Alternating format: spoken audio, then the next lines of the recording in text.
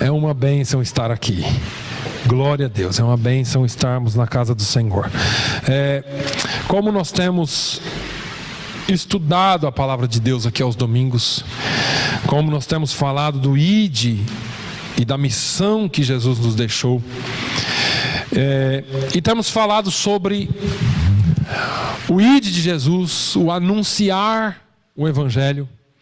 Temos falado sobre o batismo, pelo menos falei aqui aquilo que deu para falar no tempo que eu tinha, e eu continuo insistindo que se você ainda não é batizado e deseja se batizar, que você me procure, porque o verão está chegando, o tempo passa e nós precisamos nos preparar. E falamos também de ensinar, não só anunciar, não só batizar, mas Jesus disse: ide, anunciar e pregar o Evangelho, batizando-os em nome do Pai, do Filho e do Espírito Santo, e ensinando-os a guardar todas as coisas que eu vos tenho ensinado. Então, nós chegamos nesse ponto de ensinar a guardar todas as coisas que eu vos tenho ensinado. E aí, a pergunta é: eu aprendi, e agora?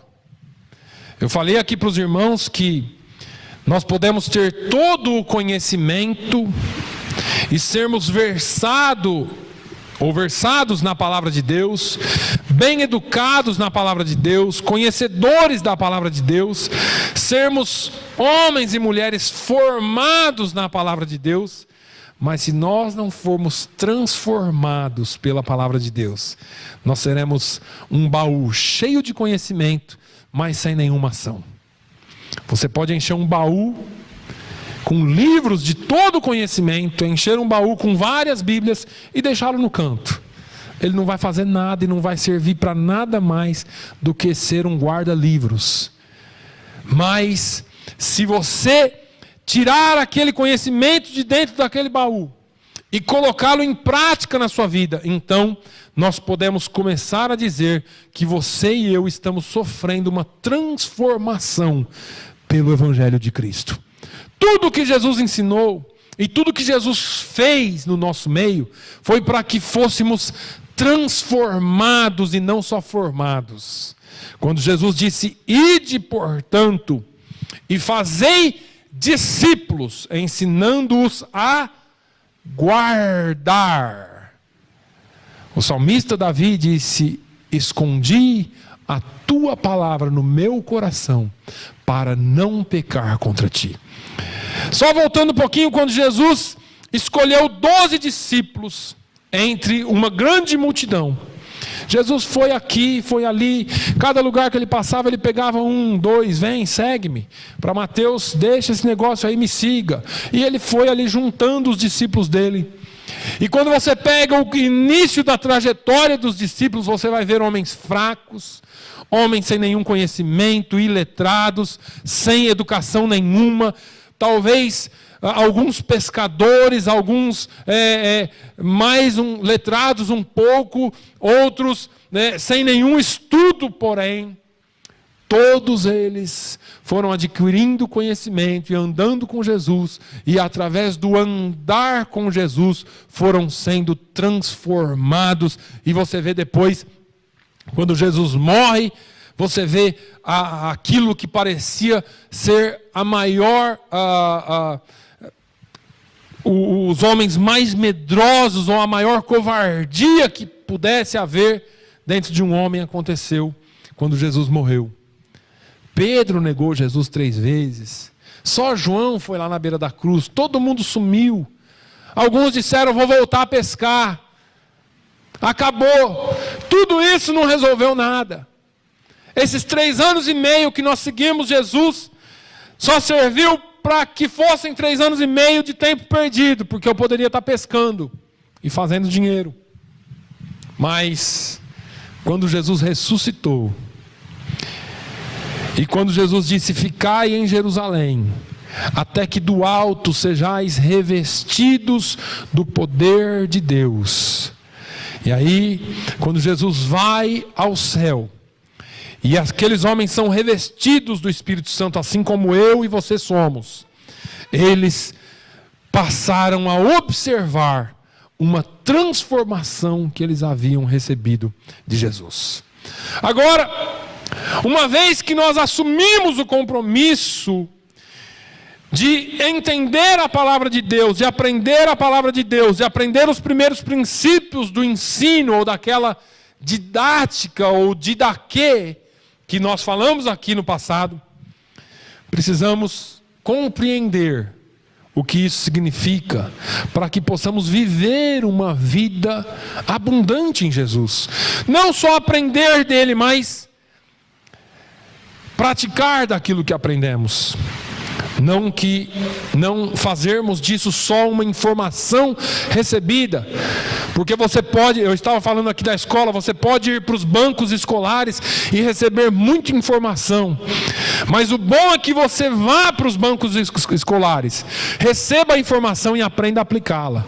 Por isso que os cursos profissionalizantes são tão importantes, porque algumas vezes eu me pergunto, para que eu aprendi tanta matemática? Outras vezes eu me pergunto, para que saber tanta geografia? Ou tanto sobre química ou física? E você não vê a aplicação, a menos que você vá trabalhar na área. Agora, quando você vai para um curso profissionalizante, eu vou te ensinar a fazer barco. Então você vai pegar a tábua, a árvore, fazer as tábuas, vai trabalhar tudo aquilo lá. Você vai começar do começo e aprender o que é que cada coisa tem a sua função. Assim são os primeiros princípios da nossa vida. Você começa do começo e vai pegando parte por parte e colocando em prática. Para ser um discípulo de Jesus não basta, portanto, aprender tudo que Jesus ordenou aos seus seguidores, porque aprender você pode aprender muito bem, mas nós precisamos aprender a cumprir aquilo que ele ordenou. E a parte prática talvez seja mais difícil. Hoje de manhã o pastor pregou aqui falando sobre o papel da mulher. Domingo passado falou sobre o papel do homem, a obrigação do homem biblicamente. Hoje ele falou sobre a obrigação da mulher. Domingo que vem provavelmente ele vai falar sobre a obrigação dos pais com os filhos. E ele ainda brincou, agora vocês estão aprendendo, eu quero ver na hora que chegar a parte prática se vocês vão rir. Porque a parte prática é sempre mais difícil. A parte prática é aquela parte que você vai ter que pôr a mão na massa, como diz o ditado. Agora, Jesus disse, como eu já disse aqui, portanto ide, fazei discípulos de todas as nações, batizando-os em nome do Pai, do Filho e do Espírito Santo, ensinando-os a guardar todas as coisas que eu vos tenho mandado, e eis que estou convosco todos os dias até a consumação dos séculos. Eu quero, antes de continuar, só te deixar uma coisa que você talvez ainda não entendeu. Ou talvez você já aprendeu, mas ainda não caiu a ficha. Entenda uma coisa. Quando Jesus fala ensinando-as a guardar todas as coisas que eu vos tenho mandado, Ele está deixando aqui uma ordem muito séria. E você pode dizer assim, pastor, como eu vou conseguir fazer isso? E ele dá a resposta a seguir. Ele fala, não se preocupe, eis que estou convosco todos os dias até a consumação dos séculos. Irmão, você não está sozinho. Essa luta não é só sua. Tudo que você tem que fazer não é obrigação. Não são obrigações, mas é você viver um dia a dia com Jesus, porque Ele prometeu que está conosco. É interessante que antes de Jesus morrer, Ele disse, onde houver 2 ou 3 reunidos em meu nome, ali eu estarei. Agora Ele já vem falando, olha, não precisa ter 2 ou 3. Eis que estou convosco todos os dias até a consumação dos séculos. Agora você não caminha mais sozinho. Você não está mais andando sozinho, porque o Espírito Santo de Deus habita em você. E se isso é pouco para você, deixa eu te dizer, a força do Espírito Santo, ou na força do Espírito Santo, você pode fazer tudo, porque Ele é quem te fortalece. Pastor, é difícil? É, mas com Ele eu posso. tudo posso naquele que me fortalece. Tudo posso naquele que me fortalece. Então, de que maneira os primeiros princípios devem afetar a minha vida? Porque eu já aprendi aqui, pastor, eu aprendi sobre a palavra, eu aprendi aqui sobre o batismo, eu aprendi aqui sobre o evangelho, a maneira como eu recebi o evangelho, eu tenho que andar nele. Mas e agora? Como que eu ando nele? Esse negócio de prática é meio complicado. Como é que nós vamos interiorizar os ensinos de Cristo de forma a verdadeiramente vivermos em conformidade com a sua palavra? E isso é sério. Porque nós vemos aí crentes, entre aspas, que se dizem crentes, mas vivem uma vida toda desmantelada. Famílias que estão quebradas, casamentos desmontados, pessoas que não têm palavra, pessoas que são uma dentro da igreja e outra fora, porque eles nunca aprenderam a viver o evangelho de Cristo como ele é. Aprenderam muito nos bancos da igreja, mas não aprenderam a viver o evangelho. Tem muito conhecimento, são formados, mas nunca foram transformados. Agora a verdade é que Deus já nos providenciou tudo o que precisamos para vivermos com base neste ensino, nessa didática de Cristo, nessa forma de viver de Cristo. Ele nos deu a sua palavra. Acho que eu não preciso falar nada disso aqui. Ele nos deu a sua palavra. Ele nos deu o seu Espírito Santo. Ele nos deu dons espirituais. E Ele ainda nos criou com habilidades naturais. Irmão, você não precisa de mais nada. Se você é um bom carpinteiro, se você é um bom padeiro, se você é um bom negociante, você já tem habilidades naturais. Aí você recebeu Jesus. E quando você recebeu Jesus, você recebeu com Ele a palavra dEle. E quando você recebeu Ele, a palavra, você também recebeu o Espírito Santo. Agora você não precisa de mais nada. Eu não tenho força. Tem força porque você está nele. E Ele está em ti. Agora é uma questão de aplicarmos essa palavra. Todos esses elementos que nós temos contribuem juntamente e de forma sobrenatural para transformar as nossas vidas, capacitando-nos, portanto, a andar no Espírito e em Espírito. Vamos à palavra de Deus nessa manhã. Romanos 12, os irmãos conhecem, eu já preguei isso aqui, os irmãos conhecem de trás para frente, mas hoje, mais do que pregar, eu quero não só ensinar, eu quero tentar te convencer a entender essa palavra. Porque, irmãos, a primeira coisa começa aqui, na cabeça, para depois descer para o coração. Nós somos seres inteligentes. Deus nos deixou com inteligência. Não foi só para você usar seu sentimento. Nós precisamos usar sentimento, mas em primeiro lugar precisamos usar o nosso entendimento. Romanos 1 e 2 diz assim: rogo-vos, pois, irmãos, pela compaixão de Deus, que apresenteis os vossos corpos em sacrifício vivo, santo e agradável a Deus, que é o vosso culto racional. E não sede conformados com este mundo, ou não vos conformeis com este mundo, mas sede transformados pela renovação do vosso entendimento, para que experimenteis qual seja a boa, agradável e perfeita vontade de Deus. Paulo está falando de renovação de entendimento. Eu vou abrir aqui um outro parênteses.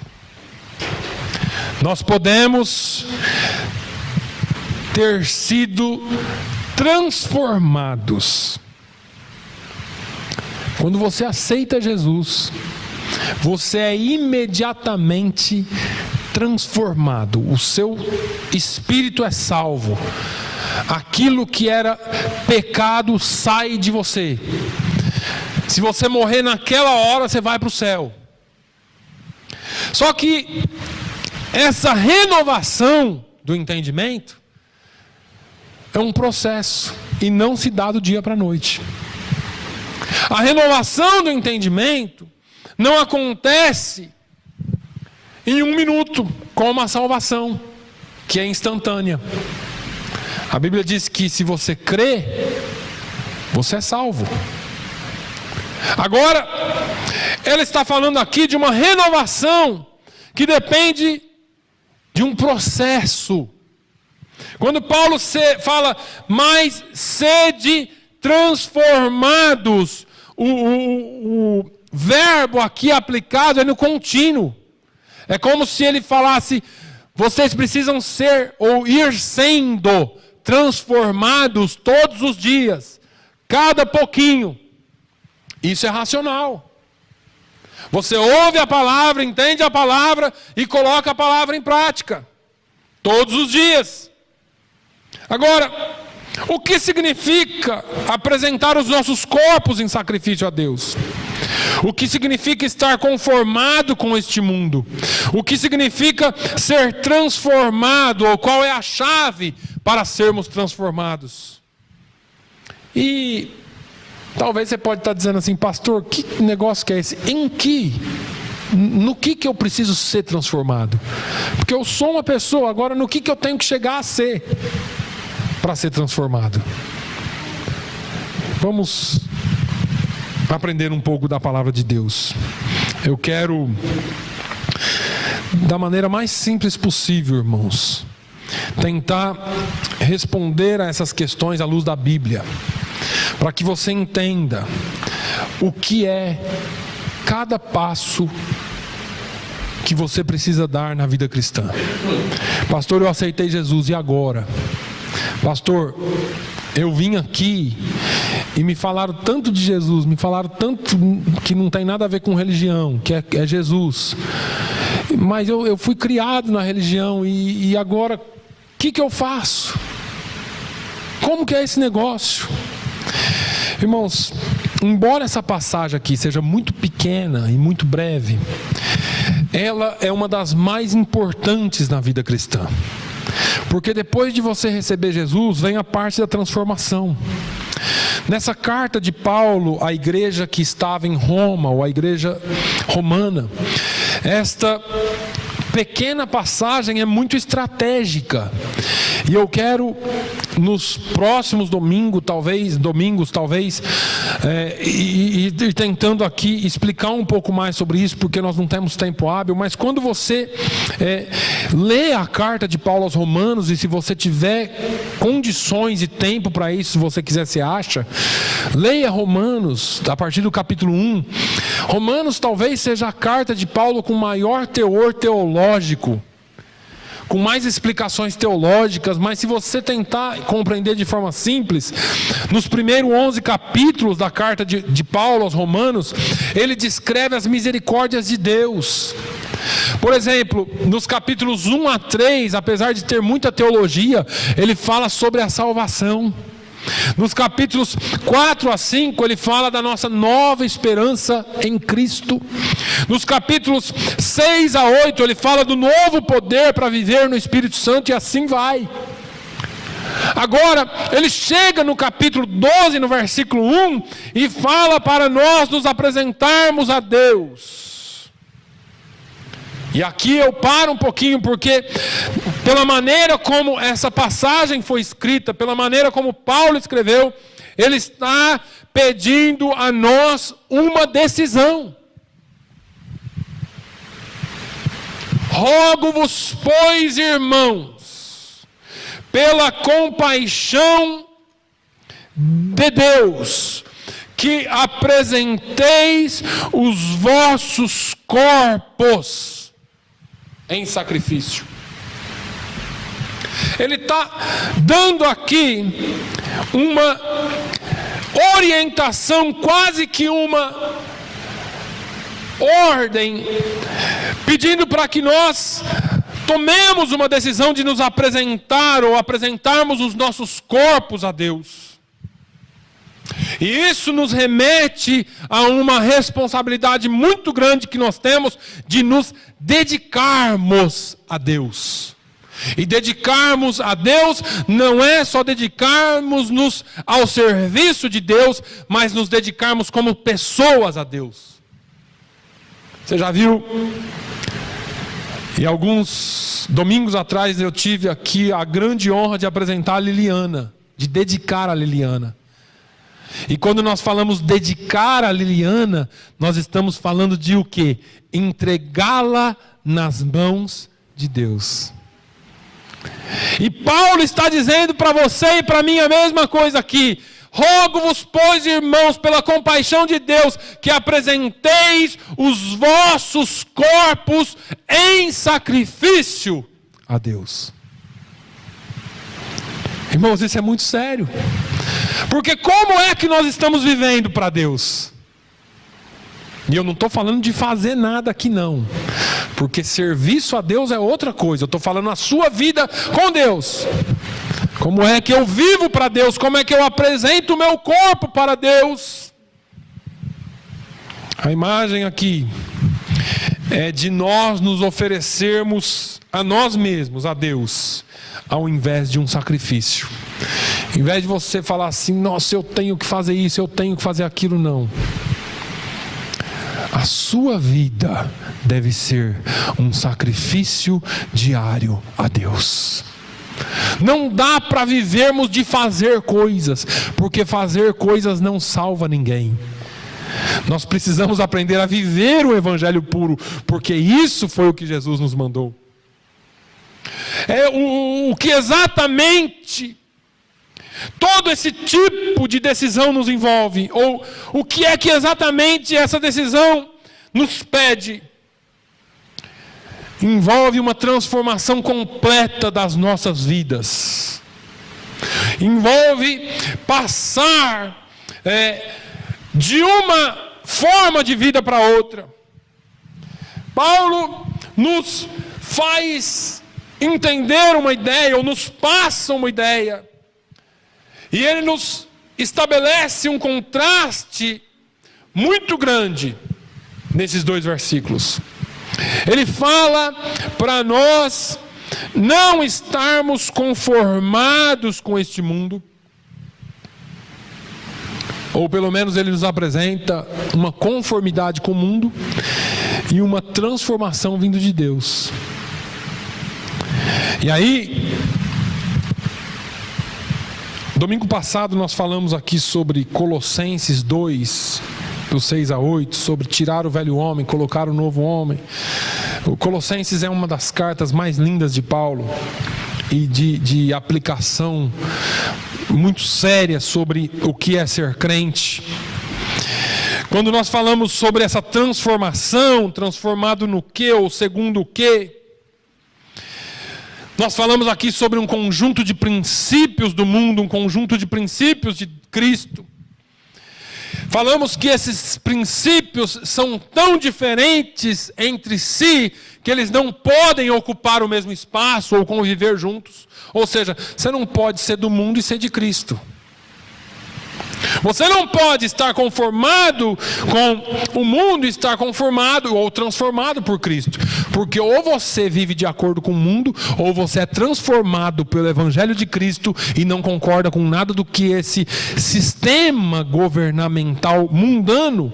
E eu não estou falando de política, eu estou falando de um sistema que governa o mundo. Agora, em Romanos, no capítulo 8... nos versículos 1 a 16, e você não precisa ler porque é cumprido e eu quero ter tempo para nós concluirmos isso. Paulo nos dizia que poderíamos sintonizar as nossas mentes nas coisas do Espírito, que são as coisas de Deus, ou nas coisas da carne, ou os nossos desejos naturais ligados a esse mundo. Isso... já falei aqui, irmãos, não é um convite para nós deixarmos todos os nossos desejos e vivermos uma vida cheia de regras e regulamentos. Porque Deus nos fez assim, com desejos, com vontades. E Deus de maneira nenhuma quer que você pare de ter desejo. agora eu não posso mais querer ter um carro novo, porque a Bíblia falou para mim. Não, a Bíblia não fala isso. A Bíblia fala que você pode ter. Agora eu não posso mais querer construir minha casa, porque afinal de contas a casa é nesse mundo. E eu já falei, eu falo sempre isso aqui, irmãos, porque eu não quero de maneira nenhuma que você confunda o Evangelho com uma teoria ou uma teologia de pobreza. Mas também você não pode confundir ele com uma teoria de riqueza, a não ser espiritual. Os nossos desejos continuam, as nossas vontades continuam, os nossos planos continuam, trabalhamos, vivemos. Mas você precisa entender que tudo isso tem que ser transformado e alinhado com a palavra de Deus. À medida que somos transformados segundo o desejo de Deus, nós vamos vendo por nós mesmos quão perfeita é a vontade de Deus. Com certeza, se nós formos transformados, assim como Paulo nos manda, nós teremos uma vida imensamente mais rica do que aquela que o mundo jamais poderia nos oferecer.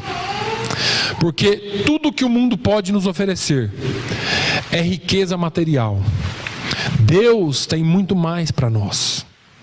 Deus, Ele tem além das riquezas materiais, Ele tem as riquezas espirituais, Ele tem outros tipos de bênçãos para nós. O conceito, portanto, de ser transformado é muito mais importante e muito mais preciso e precioso que isso. Literalmente, a palavra no grego é metamorfizo. A palavra que nós temos, a metamorfose, que está totalmente e literalmente ligado com o processo de transformação de uma lagarta para uma borboleta. A lagarta, ela sofre uma metamorfose e vira borboleta.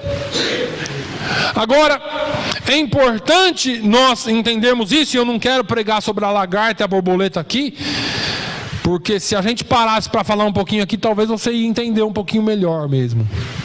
Mas às vezes é preciso nós nos interiorizarmos esta palavra, assim como a lagarta entra dentro de um casulo, para depois ela voar, porque antes dela ser transformada, ela não pode voar. E o crente está no mesmo processo de metamorfose. E às vezes eu fico imaginando, e talvez você imagine, por que é que aquele fulano, ele parece que voa tão alto no Evangelho? Ele conhece tanto, ele vive tanto a palavra de Deus, ele é uma bênção, ela é uma bênção, e eu sempre aqui lutando, tentando, e parece que não vai para frente. Talvez você não foi completamente transformado, ou talvez essa luta que você está indo é a lagarta saindo fora do casulo para poder voar. Mas é o processo de transformação, é o processo que eu e você precisamos passar. Sem sermos transformados, nós nunca teremos as nossas mentes renovadas para poder voar.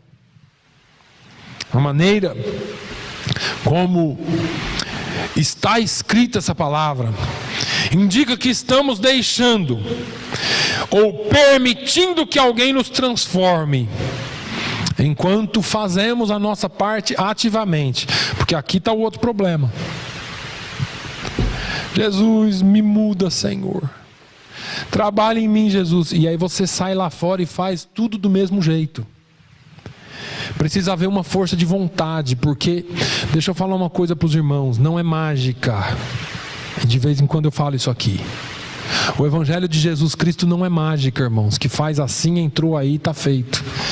Exige mudança nossa, exige esforço nosso. Eu quero fazer o que é certo porque está na palavra de Deus. Paulo, ele não fala assim, olha, antigamente você mentia, aí você aceitou Jesus, ele vai colocar um chip em você que você não vai conseguir mais mentir. Parecendo aquele filme, né? O mentiroso. Você não vai conseguir mais mentir. Não, são decisões, esforços que fazemos. Você precisa refletir aquilo que está em ti. E o que é que está em ti? Eu ouvi uma certa feita um pastor pregando sobre o DNA de Deus. Sabe o que é o DNA, né? É aquele ácido que eles que determina toda a sua linhagem humana, tudo. Cada ser tem um DNA. E os DNAs, os filhos herdam os DNAs dos pais. E depois os filhos herdam de novo dos pais. E assim por diante. E a pergunta que esse pastor fez, ele é muito interessante, porque ele disse: você carrega o DNA de quem? Quem é o seu pai? Porque a Bíblia, Jesus fala que o diabo é o pai da mentira.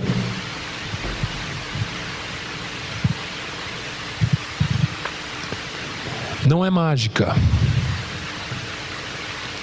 Não é mágica, é decisão. Quando Paulo fala sobre apresentar os vossos corpos em sacrifício vivo, santo e agradável, e se nós parássemos aqui no que é vivo, no que é santo, no que é agradável a Deus, então nós teríamos aqui um estudo um pouquinho mais longo. E ele fala que isso é culto racional.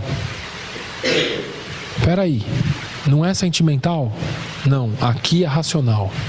Aqui eu faço porque eu quero, porque está aqui. Porque muita gente que só vive de sentimento é muito sentimental dentro da igreja, mas fora dela não é nada. Você não sabe se é crente ou se é ímpio. Às vezes parece mais para o ímpio do que para o crente. O que nós fazemos de vivo, santo e agradável a Deus tem que ser racional. Eu faço porque eu decido fazer. Eu não vou mais mentir porque eu decido não mais mentir. Aí eu peço ajuda para Deus.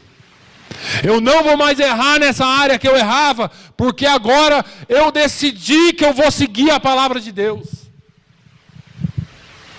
Eu não vou mais fazer aquilo que eu fazia, porque agora a palavra de Deus está entrando em mim e me transformando. Mas é aqui, irmãos, eu decido. É racional. Não é algo que eu... Plim!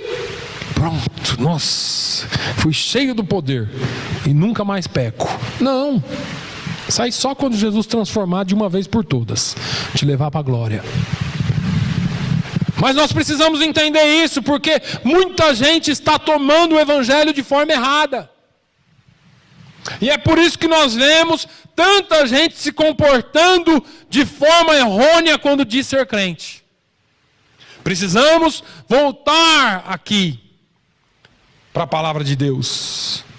Indica que permitimos que alguém nos transforme, enquanto fazemos as nossas partes, ou a nossa parte ativamente, renovando as nossas mentes.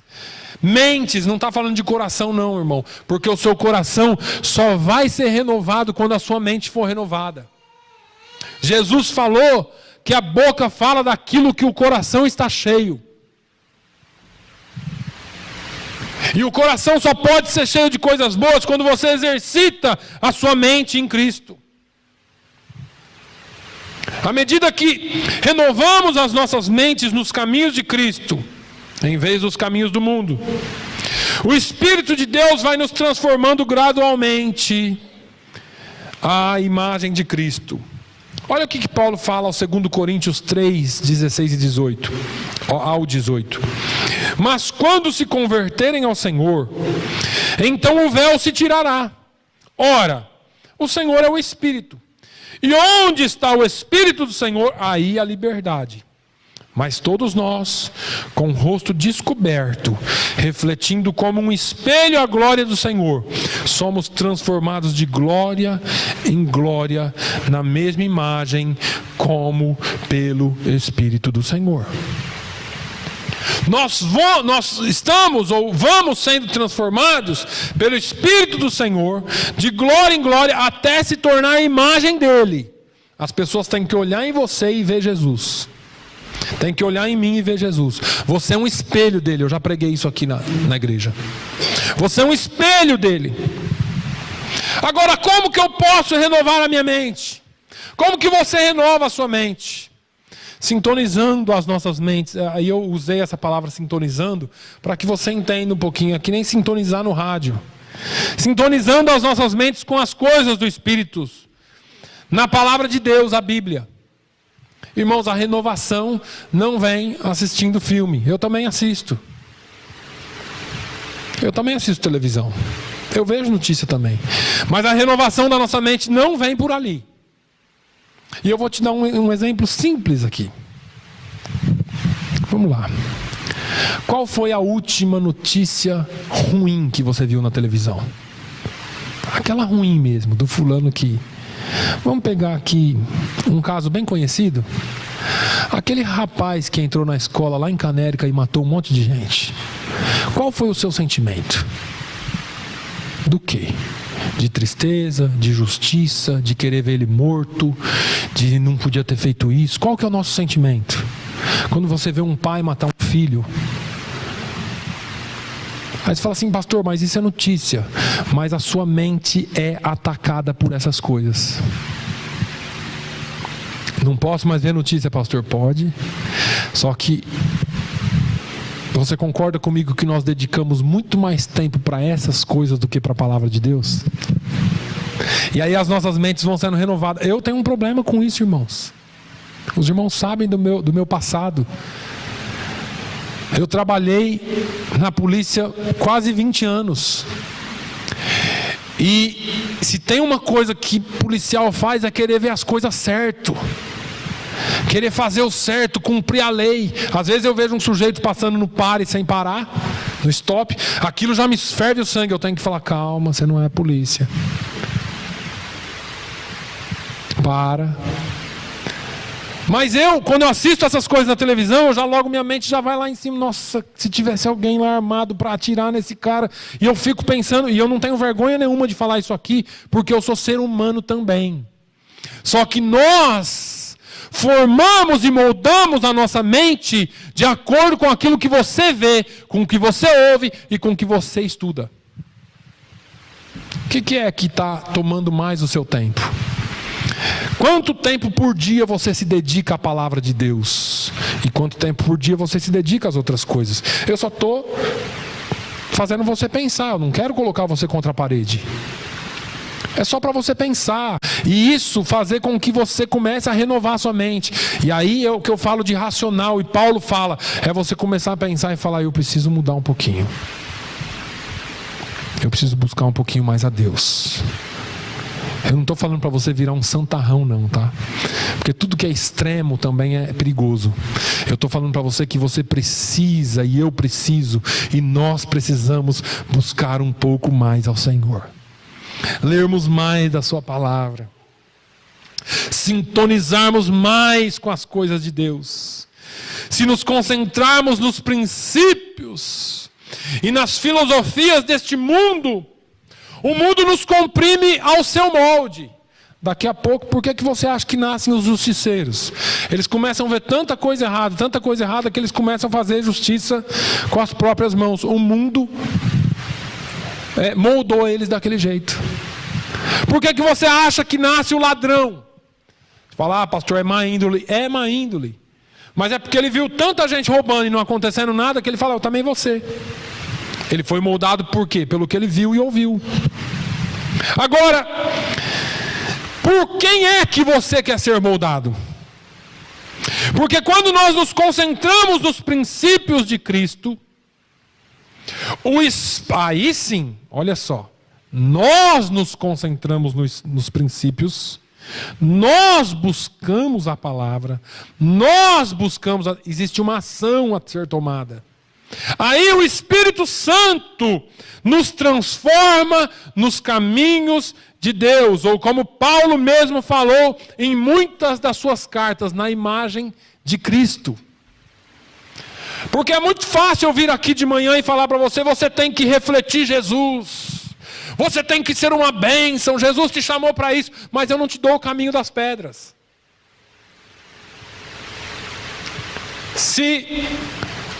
Não tem, antigamente era meio assim, os pais requeriam às vezes, ou os mais velhos requeriam algumas vezes as coisas das pessoas sem ensinar.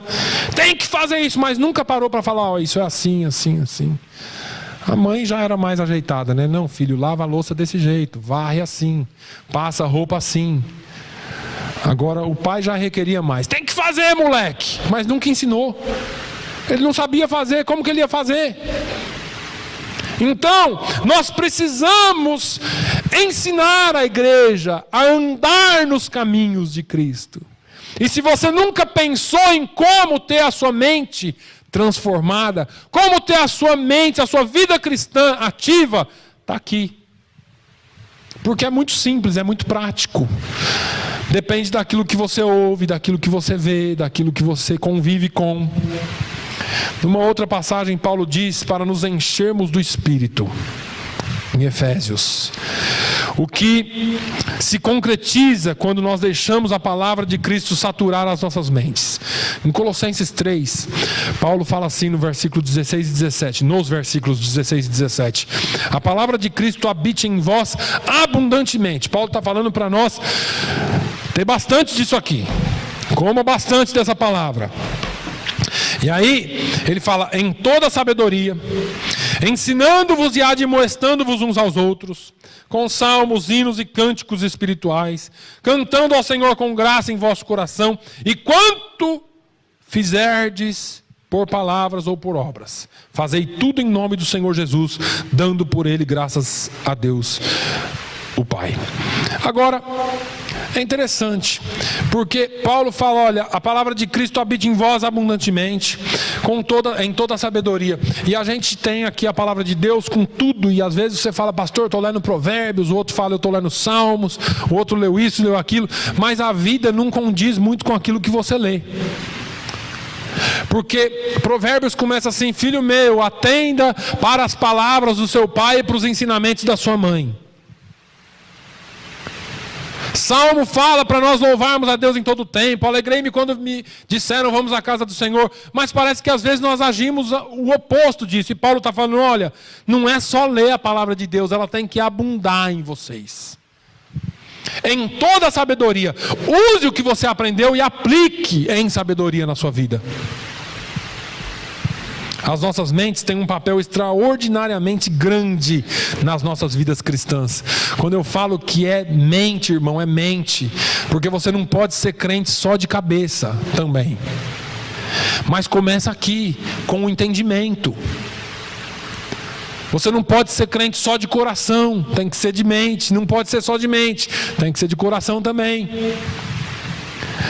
É nas nossas mentes e não no seu coração, que tem um papel, ou que tem lugar, alguns dos nossos combates espirituais mais intensos.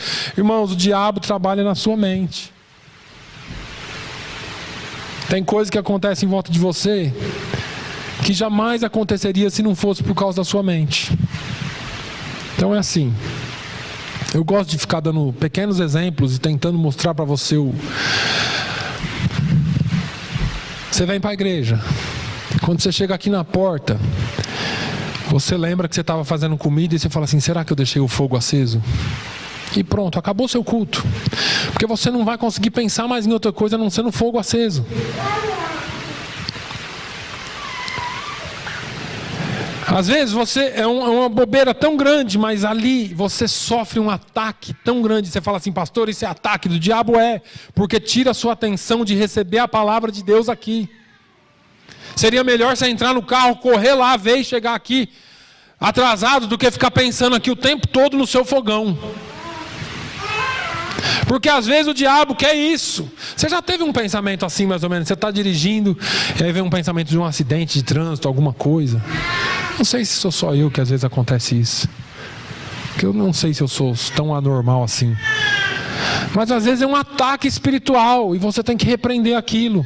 Usar a palavra de Deus.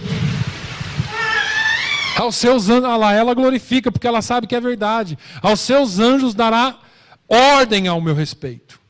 É isso que a palavra de Deus diz para nós. Às vezes nós ficamos tão preocupados com algumas coisas. Quando foi a Vivian, um dia desses eu fiz não sei o que de manhã lá para eu comer. E eu saí de casa, fui buscar a Vivian na escola e quando eu voltei o fogo estava aceso. E ela que viu. Você deixou o fogo aceso? Eu falei, olha só. Eu deixei o fogo do fogão aceso. Mas pergunto se aconteceu alguma coisa. Porque o Senhor guarda, irmãos. Eu não estou falando que é para você deixar o fogo aceso. Nós precisamos entender que o Senhor guarda. Às vezes o diabo usa pequenas coisas para tirar a sua paz. Não deixe o inimigo tirar a sua paz. Vamos continuar. Martinho Lutero. Quem não conhece Martinho Lutero?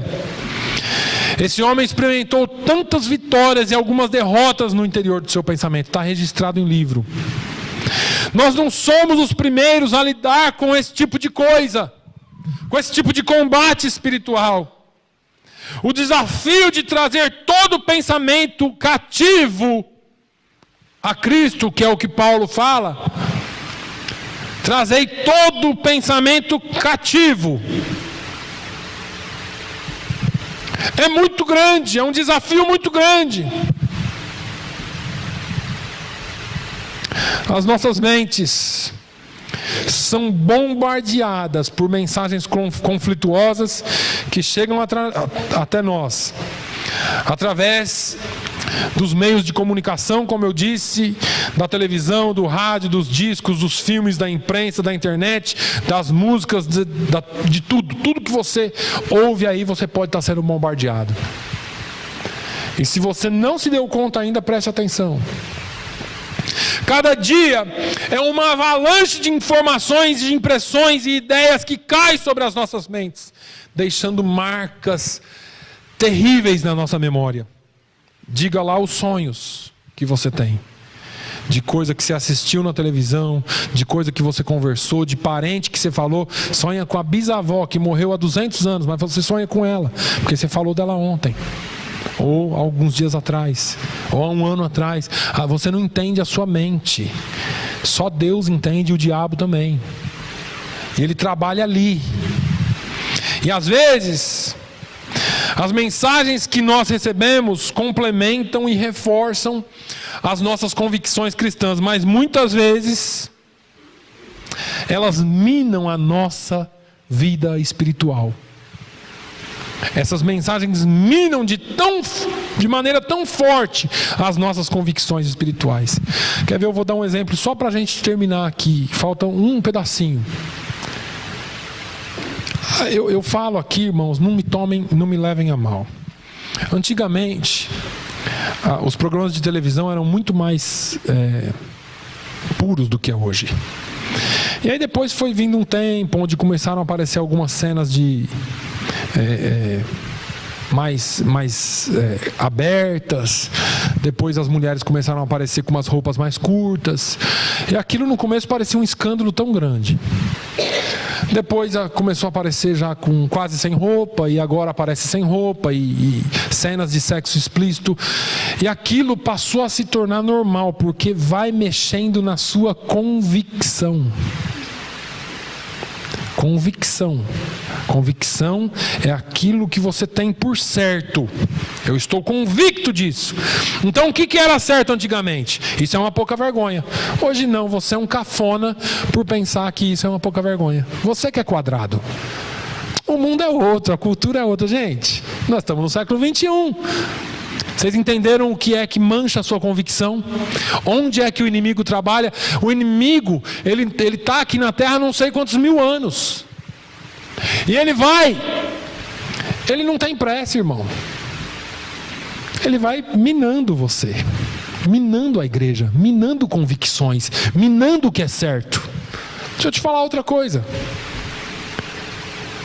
Antigamente, quando você via um homossexual, e entenda que eu não estou falando contra a pessoa aqui, porque Jesus e Deus ama todos, independente do que é, ou das suas escolhas. Mas Jesus nunca encobriu o pecado de ninguém. Eu estou falando contra o pecado. Mas antigamente, quando você via um homossexual, você achava aquilo tão estranho. Hoje em dia passa aí na televisão, passa tudo essas pouca vergonha deles aí, porque o pastor fez uma brincadeira aqui hoje, falou assim: Deus criou Adão e Eva, Adam and Eve, não Adam and Steve, né? Deus criou Adão e Eva, não Adão e Steven. Mas Deus criou homem e mulher. E isso é convicção, convicto de que é certo. A família é um homem e uma mulher procriando e criando mais família. Isso é a nossa convicção. Só que de tanto a imprensa, de tanto a mídia, de tanto mostrar, hoje eles estão colocando beijo gay na televisão. Ontem no jornal aqui, nosso jornal aqui, mostrou o casamento gay e todo mundo aplaudindo, achando lindo. O que é um lixo para a nossa família. O que é um lixo para a nossa sociedade. Mas as convicções estão sendo minadas, porque as pessoas estão sendo influenciadas mais pela cultura do que pela palavra de Deus. Lixo. Não a pessoa, o ato. A pessoa deve ser amada, porque Jesus amou a todos. Mas o ato é nojento. Agora, quando Paulo vem falando, não vos conformeis com este mundo, porque é tudo que o diabo quer, que você tome a forma do mundo. Conformar é tomar forma. Então eu vou aceitando tudo que o mundo mostra para mim. Isso é bonitinho, isso é certo, isso é legal, isso é bom. E você vai aceitando, vai aceitando. Paulo fala, não vos conformeis com este mundo, mas transformai-vos pela renovação da vossa mente. Tem um sujeito chamado John Woodbridge. Ele escreveu esse versículo na introdução do seu livro Renovando a Sua Mente num Mundo Secular. O livro é uma série de artigos escritos na sua maior parte por professores da Universidade Internacional de Trinity, em Deerfield, Illinois. Um dos melhores seminários evangélicos dos Estados Unidos. Um dos mais proeminentes líderes cristãos dos nossos dias, Francis Schaeffer, escreveu o livro Verdadeira Espiritualidade, na qual explica a dinâmica de Romanos 12, 1 e 2. Eu quero ler para você rapidamente aqui, porque não dá para eu falar mais. A passagem refere-se à apresentação dos nossos corpos, realidade exterior, mas isso só tem sentido com base na compreensão da realidade interior. Paulo fala aqui da necessidade de não nos conformarmos com este mundo. Isso não envolve apenas aspectos externos. O contraste estabelecido pelo apóstolo esclarece que devemos transformar-nos pela renovação da nossa mente, que é interno, interior. A obra do Espírito Santo, como agente da Trindade, não é igual a um casaco que se veste. Tem muita gente pensando isso. Fui revestido, agora sim, agora não. Não é igual a um casaco que se veste. Não tem nada de externo, mas é tudo interno, trazendo o externo como resultado. O Espírito Santo age dentro de você para que o externo seja. Então, ninguém prova a sua espiritualidade pelo tanto de aleluia, ou pelo tanto de línguas, ou pelo tanto de pulo que dá, porque isso não é exterior. As pessoas provam a sua espiritualidade pela forma como Deus trabalha dentro delas, e elas caminham andar o dia a dia como cristão, apresentando exteriormente aquilo que ela é. Assim, avançamos na nossa compreensão da verdadeira espiritualidade na vida cristã. Basicamente, é uma questão dos nossos pensamentos. O externo é a expressão, o resultado daquilo que você pensa. As batalhas espirituais não são primeiramente ganhas na realidade externa. Irmão, se você está lutando com alguma coisa externa, para. Tem aquela causa na justiça, isso, aquilo. Para, vai orar. Porque você ganha ela primeiro interiormente, primeiro nas regiões celestiais, depois no exterior. Elas são sempre um resultado que advém naturalmente de uma causa. E a causa está na realidade interna dos pensamentos de cada um. Precisamos, irmãos, entender isso.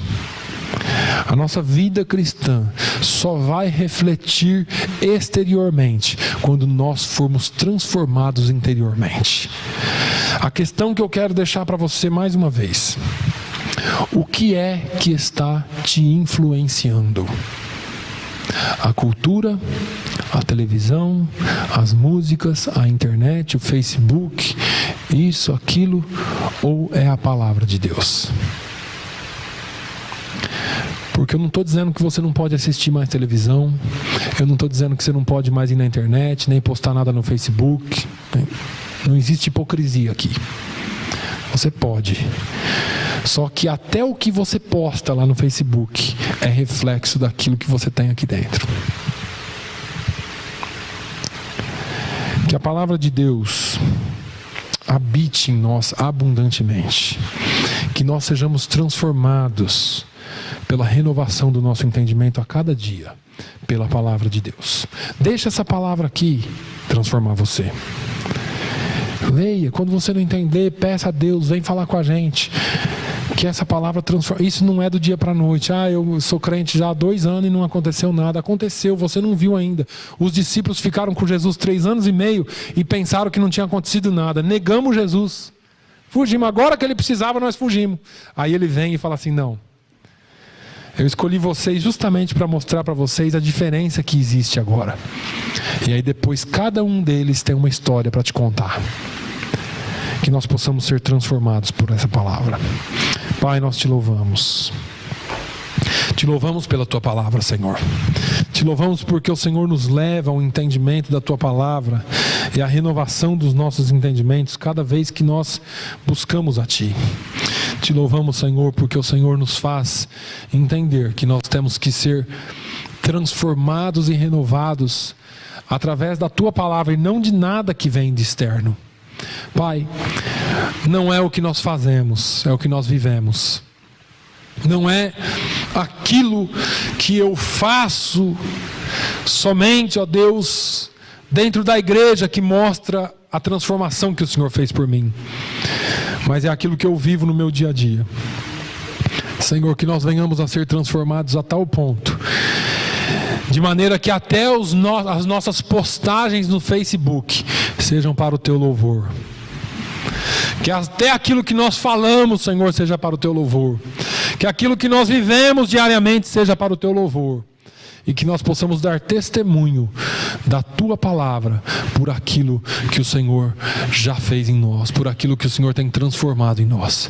Senhor, continue trabalhando na vida de cada um aqui. Aqueles que não puderam vir, Senhor, visita-os.